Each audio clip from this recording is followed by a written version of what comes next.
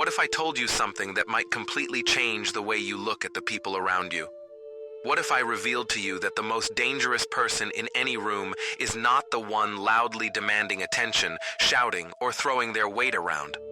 Instead, it's the quiet one, sitting silently in the corner, the one who has been pushed far beyond their limits without anyone noticing. Stay with me here, because what Carl Jung discovered about human psychology, especially about the misunderstood empath, will forever change how you see these individuals.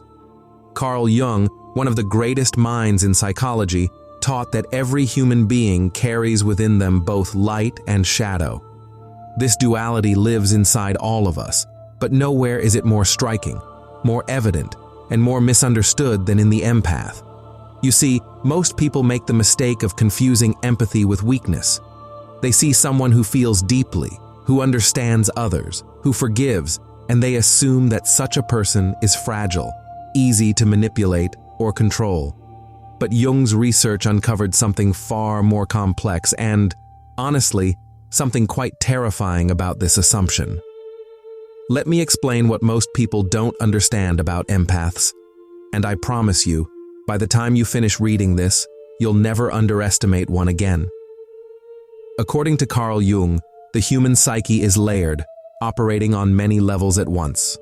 One of these layers is what Jung called the persona, our public mask, the version of ourselves we show the world to fit in and be accepted. But what happens when someone with extraordinary emotional intelligence, someone who has been pushed too far, finally decides to remove that mask? What Jung discovered about this hidden shadow self is both shocking and profound. Empaths, you see, live in what Jung described as the tension of opposites. They feel everything deeply, every joy, every pain, every slight. But at the same time, they have learned to contain this intensity, to carry it silently. They see through lies and deception as though it were second nature, yet they still choose to believe in the goodness that people are capable of. Now, this is not naivety. This is what Jung referred to as the transcendent function, the rare ability to hold two contradictory truths in their mind and heart at the same time. But this is also where things can take a dangerous turn, and where narcissists and manipulators often make a fatal mistake. Carl Jung wrote that the most integrated individuals, those who have truly faced themselves, are the ones who have confronted their own shadow and emerged whole on the other side. Empaths, because they endure betrayal and manipulation so often, are forced into this painful integration process earlier and much more intensely than most people ever experience. They don't just understand the light, they also know the darkness intimately, because they've been pushed into it, again and again. And here's where narcissists go wrong. They look at the empath and see only softness and compassion. They assume they're dealing with someone weak, someone malleable, someone they can easily control. But Jung discovered something remarkable. Those who lead with their hearts are often the ones with the strongest psychological foundations. And why is that? Because they've had to build those foundations just to survive. Now listen very carefully, because this is the moment when everything begins to change, when the entire dynamic flips. According to Jung's theory of individuation, every person must eventually face and embrace their authentic self. For most people, this happens slowly over many years, if it happens at all. But for empaths who've been betrayed repeatedly, the process accelerates dramatically. The pain they endure becomes a catalyst for what Jung called a psychological rebirth. Here's the part that most people overlook.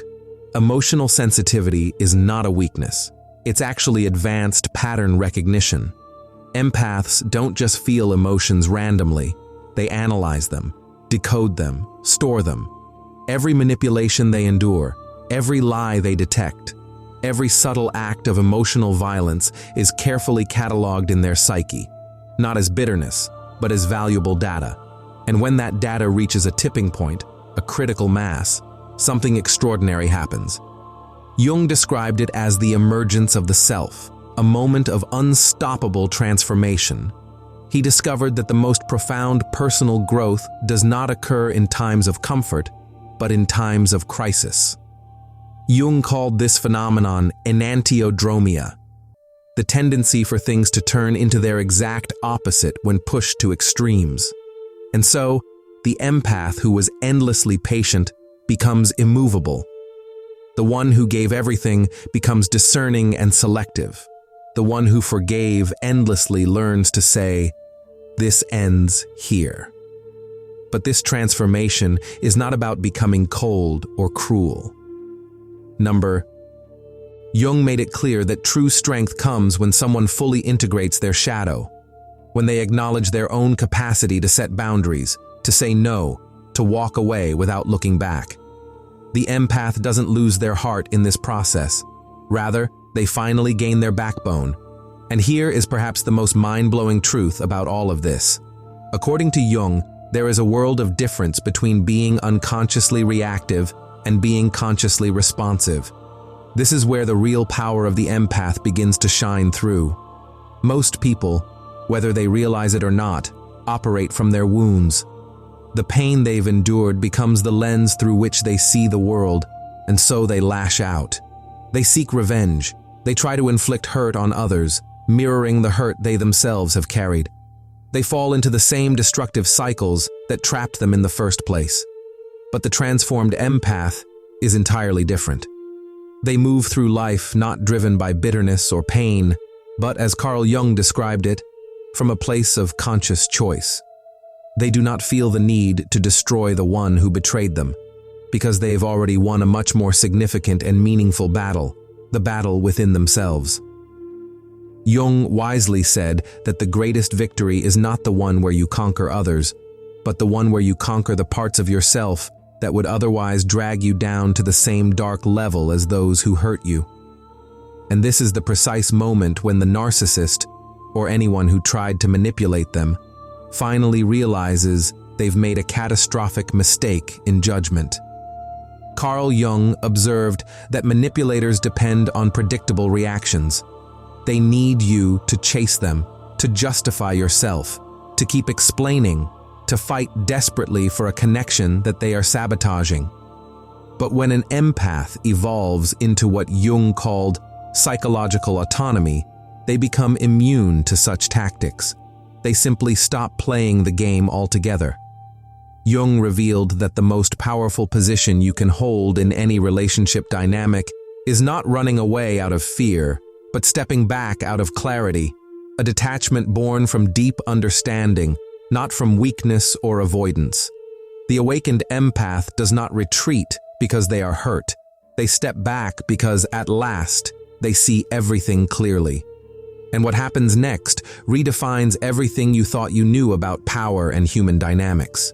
According to Carl Jung's research on psychological types, empaths possess what he called feeling-function dominance. At first glance, this might seem like emotional instability to others, but in reality, it is something far more sophisticated, a profound and refined emotional intelligence. They can read between the lines, sense subtle incongruence, and detect manipulation even before it has fully taken shape. But here's where it gets even more fascinating, what Jung called the twist. When this deep emotional intelligence is combined with hard-earned wisdom, it gives rise to something entirely unprecedented. The empath stops reacting impulsively from a place of pain and instead becomes deliberate, measured, and strategic. They no longer operate from the scars of their wounds. They now operate from a reservoir of true power. And the transformation that unfolds next is something Jung had a specific term for, one that is absolutely transformative and game-changing. Carl Jung called it the transcendent function, the rare ability to hold emotional tension without breaking, to see uncomfortable truths without becoming bitter, and to consistently choose thoughtful response over reactive behavior. The empath who has been forged in the fire of repeated betrayals develops this transcendent function to a level that most people never even glimpse. They become what Jung referred to as individuated, whole, and complete within themselves. At this stage, they no longer need external validation to affirm their worth. They no longer depend on anyone else's approval to trust their own perceptions and feelings. They stop clinging to relationships with people who fail to honor or even recognize their depth. And here's where it gets even more powerful, where the story takes a turn that sends chills down your spine. According to Carl Jung, there exists a phenomenon he termed psychological mirroring. By nature, empaths reflect back to others what is projected onto them. But when an empath has endured betrayal enough times, something remarkable happens. They stop merely reflecting and begin revealing. They see right through the superficial charm, the empty apologies, the calculated manipulation. They watch the dysfunctional patterns unfold with unshakable clarity. And rather than absorbing this toxicity into themselves, they start reflecting it back, not with anger or vengeance, but with unapologetic truth. And truth, as Jung discovered, is the single most devastating weapon against deception.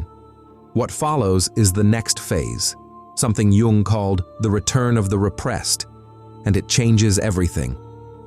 Carl Jung understood that when someone suppresses their authentic power for too long, when they deny their own boundaries, silence their own voice, and ignore their own strength, it doesn't disappear.